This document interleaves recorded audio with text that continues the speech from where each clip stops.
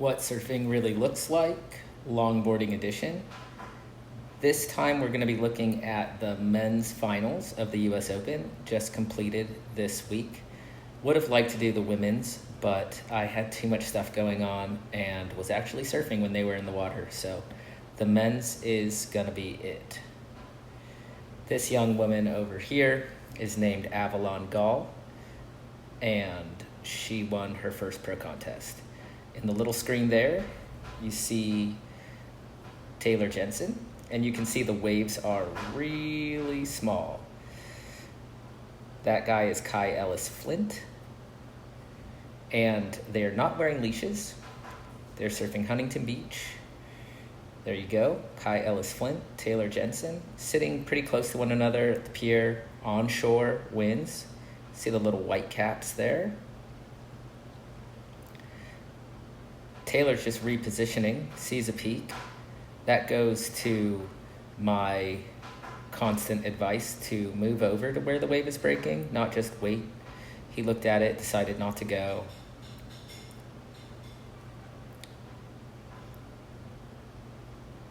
And they're just practicing patience. One thing you want to note, the way that they're sitting, laying on their surfboards, you can see Taylor is doing what I'm always telling people to do. Knees are connected back here, heels are up in the air. And there is 37 minutes left in their final heat. They got a lot of time. Top two rides are scored, and priority is the same as with the shortboarders. Taylor caught the first wave, so Kai is in priority. That's what the P means. He gets to pick whichever one he wants. Taylor can go on any wave that Kai does not want. Same as shortboarding, absolutely no difference there. No waves are coming. So unlike a lot of beginning surfers who are frothing to get reps in, these guys know that only a good ride is going to win them the contest. And honestly, even if it was a free surf, they probably would not be paddling around like chickens with their heads cut off.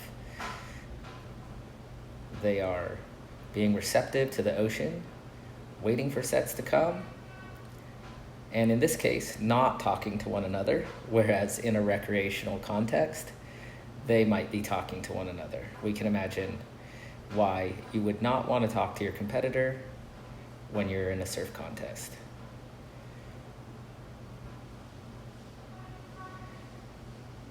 And as I stressed in the shortboarding video, this is why I like watching contests, this very boring bit.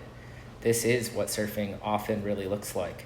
Just sitting there, waiting for waves to come. I kept this replay in. A lot of the replays I did not put in just because we didn't really get to see this one when they were interviewing Avalon. Longboarding is mostly scored for the nose riding. That's a huge difference between, so this is a hang 5. He has 5 toes over there, and we want to notice other things about his posture. Arms are up in the air. He has those toes curled over. He's looking at the wave still because the wave is going to determine when he walks back to that tail. So length of nose ride is a big factor in scoring longboard waves. Cross steps back to the middle of the surfboard. Now pumping a little bit, just a little bit of pumping, walks back. And this is called a drop knee cutback. This is also a part of longboard surfing that is not a part of shortboard surfing. We don't do a cutback like this in shortboarding. That knee drops down to provide more leverage over the tail. And then he moves that foot up to cross step as he goes back to the whitewater. Gingerly, gently. Here, what I want you to notice is that even though he walked forward, the weight is over the back foot.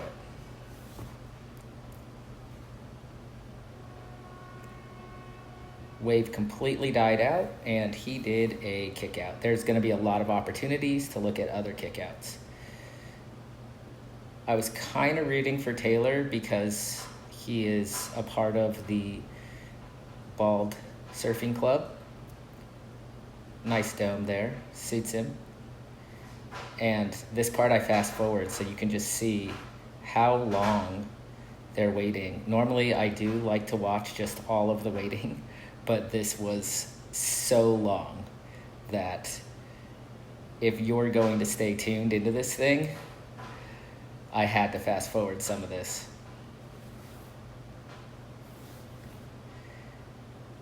Now, look at his paddle. Once again, always trying to tell people you can achieve this sort of paddling. He goes up into this position, you know, to look at the waves. You beginners out there need to be practicing this sort of stuff when you're waiting for waves. Keeping those knees attached to the back of the surfboard. Sitting and turning, looking for this, looking at this one, building up some board speed. And let's watch the takeoff. Wiggling, chest is up, feet are waggling, and even the best surfers don't catch every wave they go for. He was behind the chop on that one, and he would have lost priority going for that wave. So you can see over here, priority is now with Blue, and Blue is now going for this larger lump. He makes it over the chop here. This is a really important thing to notice, especially for people surfing onshore conditions. You see the various chops in these waves. Oh my Lord, I hate when this happens with this app. Here we are. See the various chops in these waves. And what happened to Kai was he got stuck behind this chop and couldn't get over. What Taylor is going to do is paddle over that chop. So he's on top of the first chop. So here you can see it. There's that first chop. Here's the second. So he's trying to get into this second chop here, which is the actual wave. There you see more clearly. He got past the first chop. Now he has to break into this chop. Breaks in. Clears the hips, like I'm always saying. Clears them up completely. And feet just come right up underneath him.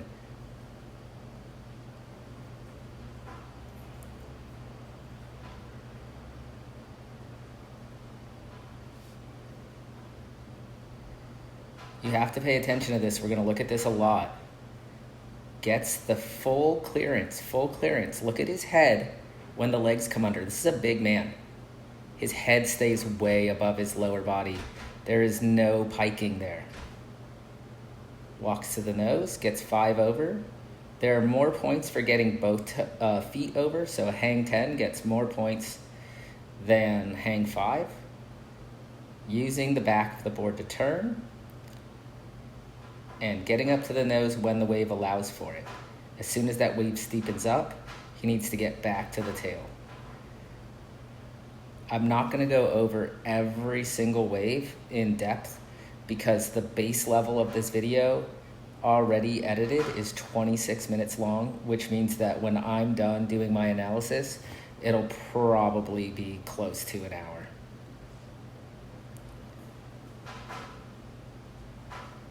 Paddling form, copy that form. He has his legs relaxed here. Kai got over the chop on this one. All right, we need to look at that pop-up.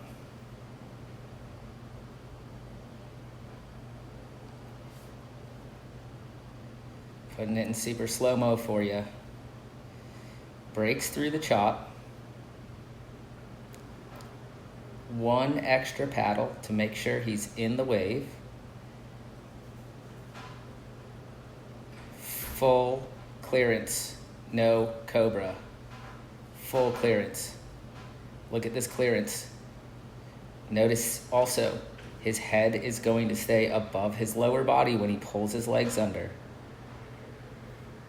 This was a longboard pop-up, actually, so let's look at this one more time, a little more clearly. What he does here is he's going to leave his back foot, which is his right foot, on the tail of the surfboard, leaves the back foot there, and while he leaves the back foot, he's going to bring this front foot, he's just going to lace it through so that he can get that turn right away. This is the longboard pop-up. I have a video on YouTube called How to Do a Longboard Pop-Up at Home, and here you're seeing it in action in a surf contest. Laces that front foot through. Notice, head is here, lower body is here. In no case are these guys ever going to have their head as low as their lower body. And it's something simple that everybody can do. Pushes down on the tail. Kicks the board around. Get it stable on its rail. And walk forward. I don't want you to pay too much attention to the nose riding, except for the fact that it's all done with the legs and the arms are very still. That's something you can pay attention to throughout this video. And one of the commentators in the live announcement was talking about how calm and poised their upper bodies are. This is an interesting little longboard pump that he does here, just pushing down and through with his butt. Would love to see some people doing this. Trying to make that inside connection, doesn't make it. Pay attention to his paddle. Knees are connected back there. Doesn't really matter, like there's a waggle, but his knees are connected to the tail. Heels are up. Just like I tell everybody all the time, that's how you paddle. You want to paddle well? Take this form. Screen capture this right now. Go lay down on your floor and practice it. You can tell he's an expert surfer just because of how stable and calm he is on the board. All right, now pay attention to priority and the scores. Taylor got a 6.83 for that longer hang five. He's in priority because Kai caught the last wave. Pay attention to the paddling. Notice how up his shoulders are. He doesn't drop his shoulders onto the deck of the surfboard. It is not Kai's priority right now, so he's going to try to find some space away from Taylor. And this has a correlation in the recreational realm, which is now that they're so far apart, Kai can basically catch any wave that he wants. So if you're in the case that you just caught a wave and don't want to annoy other people by coming back out and going for the next one, you can go to a place in the lineup where no one is sitting. And then you can take anyone you want there. But notice, nobody paddled back out and just turned around and caught a wave. There aren't good enough waves coming through. And so, I had to fast forward this part. A lot of sitting, a lot of waiting. This can be very hard on your hips, especially when you're sitting on a wider surfboard. And this is also why sometimes longboarding, surfing small waves, it's honestly not that much exercise. You're just sitting there waiting for waves, which is why it's super important to have, additional fitness in your surfing practice, because don't think that like doing what these guys are doing right here is burning a ton of calories. It's burning some. They're out there, their brains are thinking, they have high stress, they want to win, but otherwise, they're just sitting there. And I may have to actually pull this forward even more, or I'm not. I'm just going to have patience. 26 minutes left in the heat. Taylor's in the lead. He's been longboard champion 2 times in his life. And Kai, this is his first longboard tour final.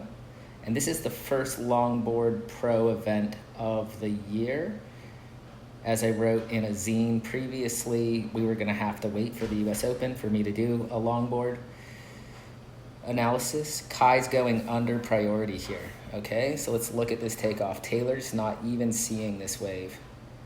Kai's coming from back here. Taylor's not seeing it. He's like, okay, I'm going to go then. You don't want it? I'm going to go. He's entering this one at an angle. Notice they've entered waves at various angles. I always want to stress there's no one way to enter any given wave. Paddles in, gets sufficient glide, and as soon as he gets in enough, he will push up, making that space. I know it's a little blurry because I've run this thing through a couple of different apps, but you can see he's made the space. And more of a regular gliding up pop-up. Gentle walking over the center line of the board. Waits till there's a lot of wave to get to that tip. So if you are interested in nose riding, one of the things you can notice is that the wave has to be sufficiently steep to lock in the rail to make the board stable enough for them to get up there. He waits. The wave is steep here. He's got 5 over. 10. This is a hang 10. This counts for a lot in pro longboarding. Only for 1 second. Walks back because he has to go down into the transition. You can't go into the transition on the nose. Look at the posture here. The weight again is over the back foot. Arms are calm. Walks forward again. A little faster walk there. 5 over. And let's analyze that really quickly. Walks up. Notice where the weight is again. It's over that back foot. So most people, when they are attracted to longboarding, think it's all about going forward. But the going forward is premised on that control from the back foot. I cannot emphasize this enough. These guys and the women who do this kind of surfing can't do this kind of surfing if they don't know how to control. Look where they always go back. They always go back to the tail of the surfboard, and their surfing is rooted in that back foot. Back foot goes back when he wants more control. He's moving into the inside now. Down and through, down and through. He has this interesting little bounce. And I don't know if this wave is going to connect. Doesn't look like it. There's just nothing there. Puts his foot on the tail and pivots around. Down and through, down and through. Lays back down and paddles back out. Note the paddling. Knees are connected. Foot's got a little waggle to it. Switches sides.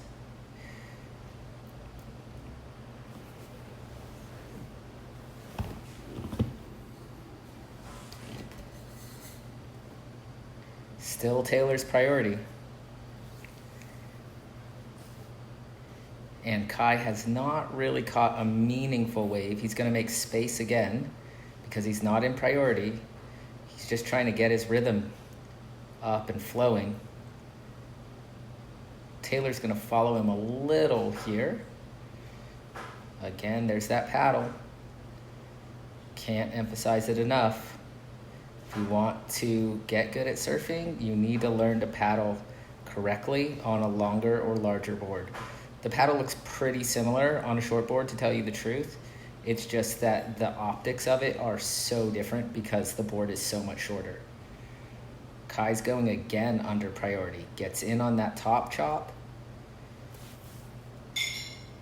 Now he's going to press up. Let's watch the takeoff. All that space. All right, this is not a cobra at all. Anybody that tells you to do a cobra is just wrong, because why would anybody do a cobra when nobody does a cobra?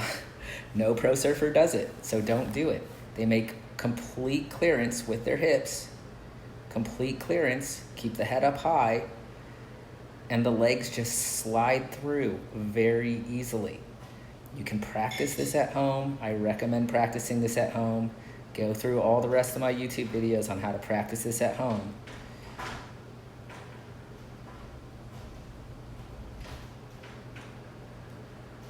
And as they ride these waves, just note the control over the tail. They always go back when they want control. Little floating maneuver here. And that was, for this event, a larger wave. He's gonna stop the board on the inside, control it. That's the beauty of surfing without a leash. You have to control your surfboard. They are not so much paddle popping over every little chop the way that I recommend that you do if you're a beginning surfer. They don't need to. These waves are so tiny. They don't need to make a lot of clearance. The speed in their paddle alone gets them out the back.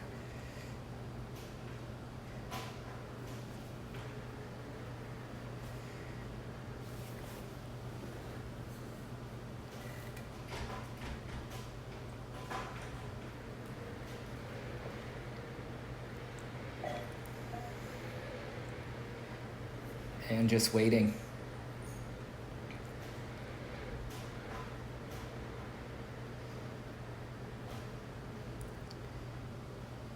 Now Taylor's got one going left. And the beauty of the surf contest. Great surfers falling. They're going to interview the woman who got second place, Soleil Erico. She's, I think she's 2 or 3 time longboard champion. What do we see in this little screen, though? It's the thing I keep hammering home about, obviously. Look at that space he's got there.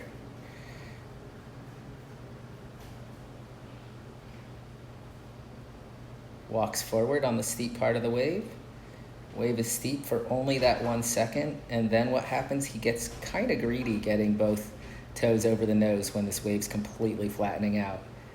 And there's just no more wave left. He tries to get back to the tail, but digs a rail. The best surfer in the world dig their rails. And you're never gonna see that in an edit. Kai takes advantage, gets another wave. Oh, look at that long hold there. Let's look at that again. I know I'm a broken record, but watch this. Watch how much space he makes here and how long he holds it for. Look at the hands, look at the space. You can get in this position at home. All the space in the world. These guys are not small. Legs just come through in one fluid motion. There's no chicken wing. There's no 2-stage. If there is anything like a 2-stage, stage 1 is making the clearance. Stage 2 is pulling the legs through. That's it. Everybody can do it. If you can't do it, there's a fitness problem. So get the fitness in order and this will become easy. But there's no mobility problem that can hinder you from doing this.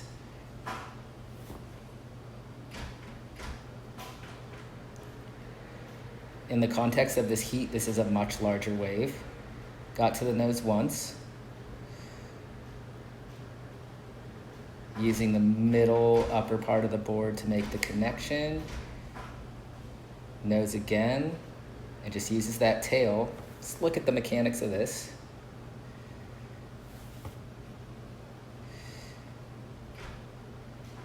So just bink. That counts. Almost falls.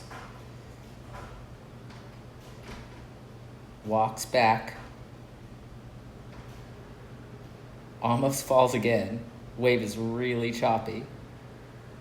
Steadies it out with the rail, calms the arms down, and as this wave is closing out, he's gonna walk back to the tail, or really he's just as far back as he needs to be. He puts pressure down and through on the tail right here to lift the board up on the top of the lip. It's very simple. Look at his arms. Casual. His chest is open. All he has to do is just get this board up and let the wave push it back to shore. Simple little re-entry, floating re-entry. Controls the board. Jumps on from the back. And that was cool. Let's watch that. This is something everyone can practice. Runs, jumps over the back of the board, gets momentum. This wave has a double up, double chop. Pushes up, gets the clearance with the toe pad. 1, and then pushes again, stays over it for that second chop. You can do that too. Get out there and practice it.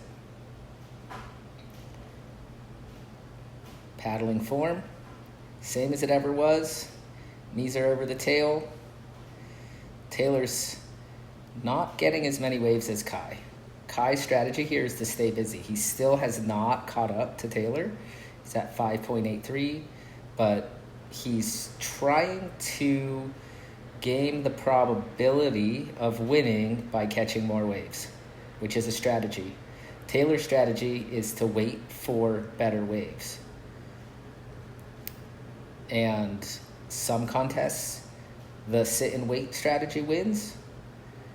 Others, the get busy wins. Kai just got himself to first place with a 5.83 and a 4.83. So there you see the scores. 5 judges. They drop the high and the low, average out the others, and there you get the score, 4.83. Pretty low score, although many people would be stoked on a longboard ride half that good.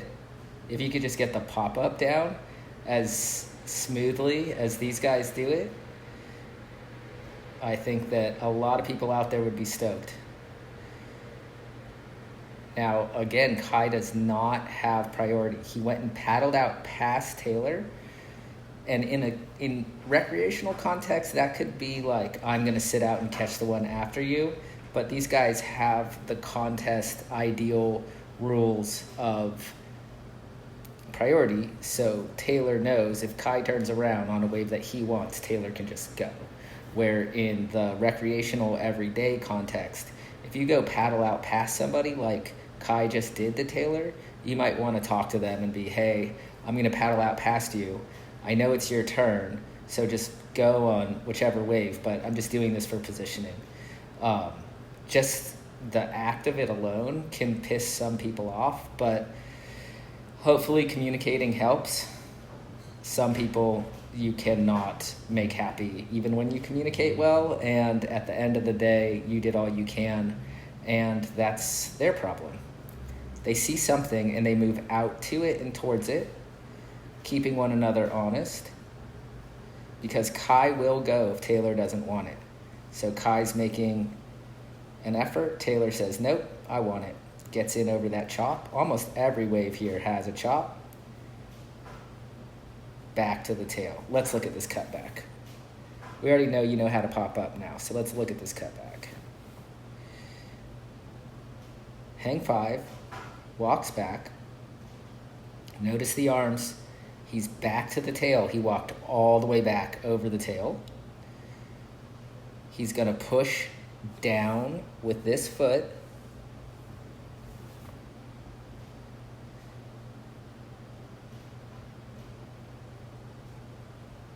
And just, it's like a karate kick. Nice spray. Lets off the tail. Walks a little bit forward into the whitewater, back to the power source. Make the connection. He does the same little Huntington hop for longboards, but that wave didn't connect. It looked better out the back, but had no connection. And that's something very specific to Huntington Beach. What they're doing, that little pump thing to get from the outside wave to the inside wave, that's the longboard version of what in shortboarding is called the Huntington hop. And there's a deeper trough of water at this tide that they have. Here's Kai's going through it right here, and he made the connection into the shore break. Steeper little shore break ride right there, back to the tail. Let's look at that front side cutback. At this point, the momentum does look like it's in Kai's favor.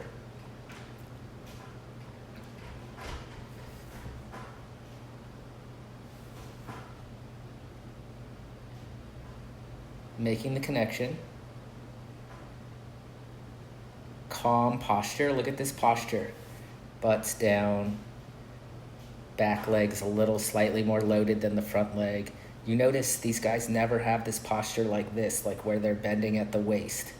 That is never their posture. It's always like this. Like Kai is here. Oof.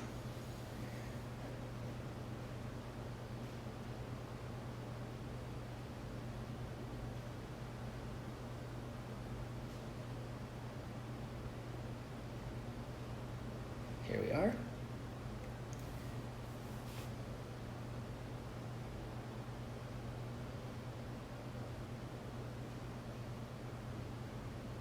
I seriously don't know what it is. Oh. Heels over.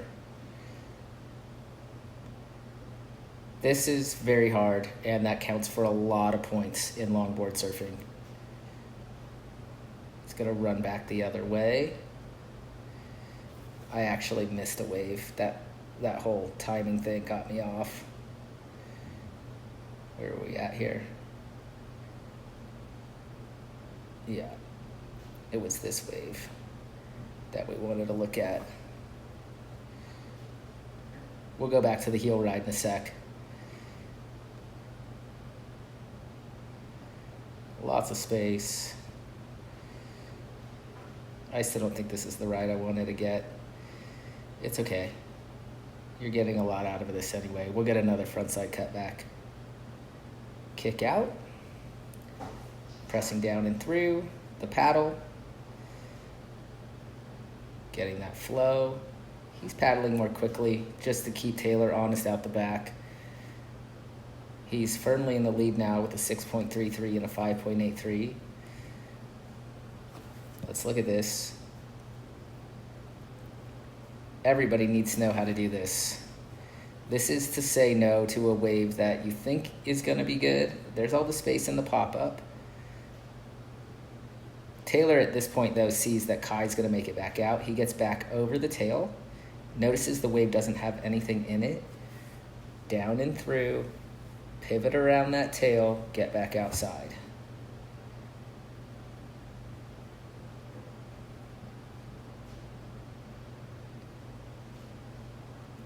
So Taylor's going to maintain priority in this context of the surf contest.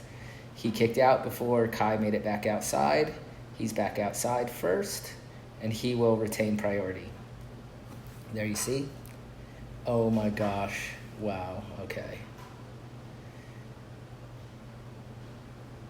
Taylor has priority. Something about the way I hit the screen.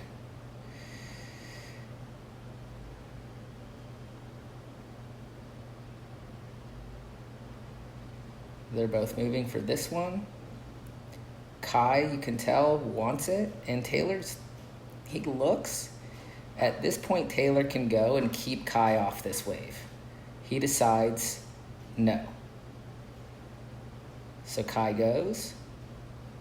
Let's watch the pop-up, as we do. Gets in at the top of the wave, top 1/3 of the wave, pushes up, makes all that space once again, goes slower this time so that he can weight the tail to get that quick little fade turn, and he'll probably run up to the nose here. There he goes, setting it up, getting the rail engaged, arms, casual, calm, waiting, walks forward with weight back as he walks forward. Here's where he gets the heel ride, turns at the top, gets both heels off, and he's going to run back, getting weight back over the fin, back over the inside rail. Now he switched stance, presses down, and he's going to switch stance again. That is some classic longboarding. This is not radical shortboard surfing. Presses back down over the tail here to get the board going right again, changing direction on these long, mushy waves. For those watching in New York, we do get waves that are pretty similar to this. So this is quite relatable. For those surfing in California or Portugal or wherever you are in the world, shitty beach break waves with inside reforms, this is a masterclass. Small little micro adjustments here. Back to the tail, back to the nose, and the ride is over. He's going to hit the brakes. And that was a pretty good ride. Let's see what the scores come in at. He's feeling good. He's got momentum. 5 minutes left in this heat.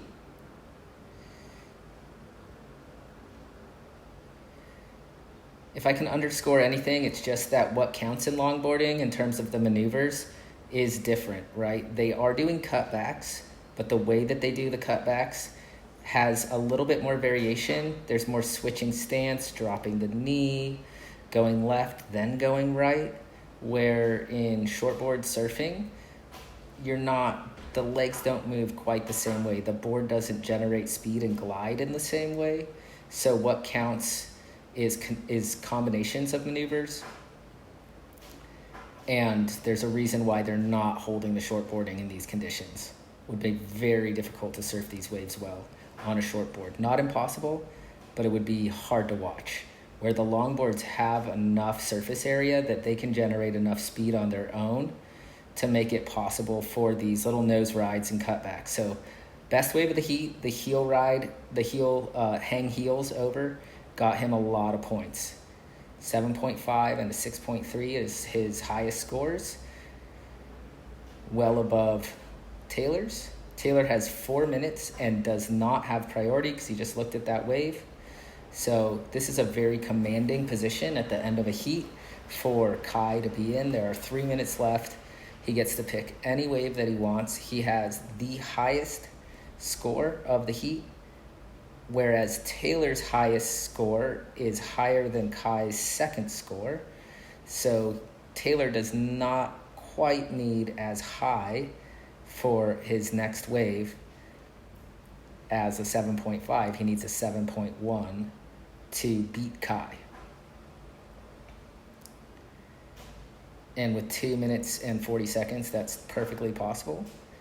Kai is going to use his priority or not. He probably decided early enough that he'll maintain priority there. Yep, you see the P is still next to his name.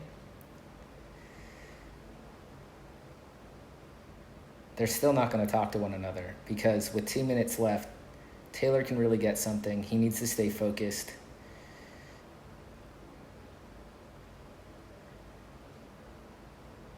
But Kai can keep, so you can see Kai is sitting on Taylor. This is, again, using priority in the same way that you use it in a shortboarding context.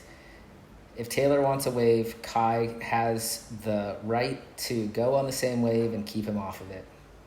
So he's going to stay close, guard his lead, and hope he comes out the victor with 1 minute and 45 seconds to go. Another note just at the end of this video, these are the kind of conditions that people would stay home for and not surf, and look at the kind of rides these guys are getting in these conditions. So especially if you're trying to get reps in, trying to perfect your pop-up, oh, there they have a nice laugh with one another. Do not turn your nose up at these conditions. Don't wait for surfline to be green. What would surfline look like on a day like this? Probably poor to fair, 0 to 1, even though it's technically 1 to 2 feet. But these are the kind of days, it's on shore. There isn't much swell, but these guys are showing that a lot is possible, which means if a lot is possible for them, it's possible for you too. All right, so here they go. Why do I say that though? Why do I say it's possible for you? Because these guys are pros. They're getting the opportunities to take off. And if they're getting, that means they're out there. So they're showing you that there are opportunities out there in these sorts of conditions.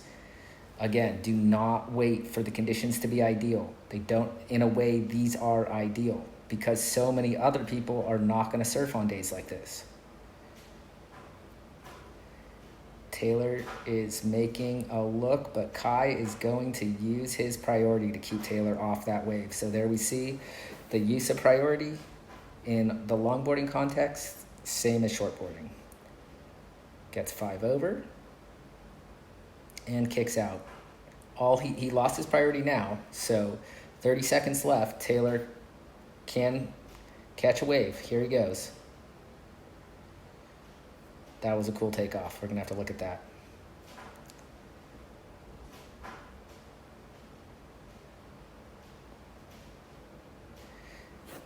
This is a fading takeoff. He's going to go left in order to go right. Okay, so what he's doing is he's positioning himself deeper to get more out of this ride. 1, 2, looks the way he wants to go. Board's going this way.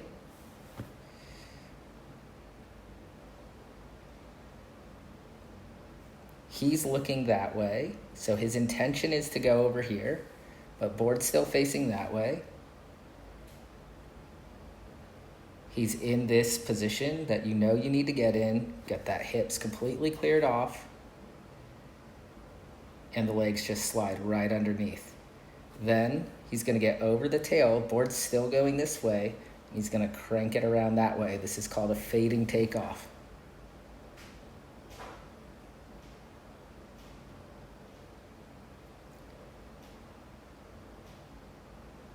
Runs up to the nose.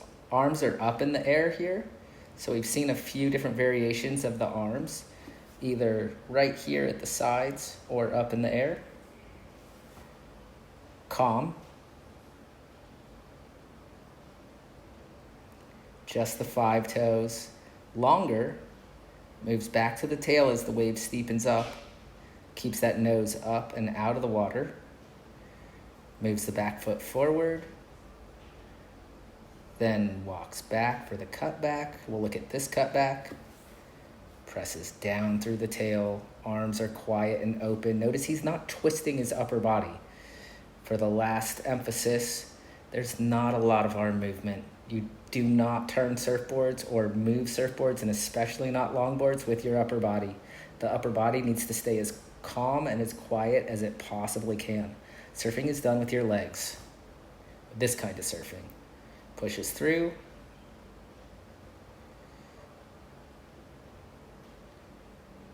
Tries to get in some cross-stepping. This wave is not really working with him. Holds positions when necessary, not rushing things. Finding the part of the wave that's going to allow him to make the connection. This time he does make the connection. Quick up. And let's look at his little, this is not a 7. It's a nice ride.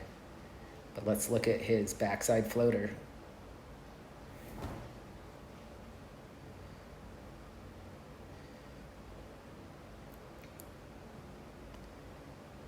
Wave gets steep and he's ready to go back. The main thing is look at that back foot. Watch the back foot. Presses down right there. Arms lift up. He lifts the board up onto the lip by pressing down.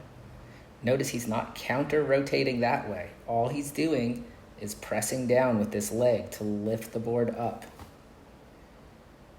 Board goes up. Wave hits it on the bottom. He lowers his arms back down and comes down with ease.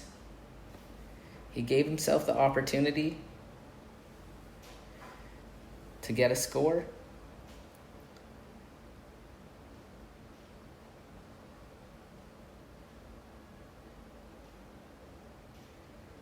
Kai's coming in. Notice this style. Not doing anything. Don't overwork it. Don't overcook it. If you're a beginning surfer and you can ride a little wave in like this, you are doing awesome. Right in the middle of the board for glide. Walk back. and he does a backside floater of his own. Waits the tail, runs off, gives his competitor a high five. They don't know who won yet. They have to wait for Taylor's score.